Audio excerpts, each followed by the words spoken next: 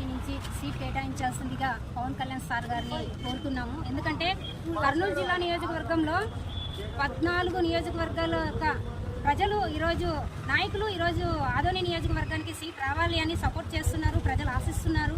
ఖచ్చితంగా 2024 ఎలక్షన్స్లో మన ఆదోని నియోజకవర్గం మల్లప్పన్న గారికి అవకాశాన్ని ఇస్తే ఖచ్చితంగా ఆయన అభివృద్ధి చేసి గెలిచి అభివృద్ధి ఎలా చేయాలో మల్లప్పన్న గారు చేసి చూపిస్తారు. ఎందుకంటే ఆయన అనునిత్యం ప్రజల్లో ఉండి ప్రజల కష్టసుఖాలు తెలుసుకునే వ్యక్తి మన ఆదోని నియోజకవర్గంలో మల్లప్పన్న గారు మాత్రమే.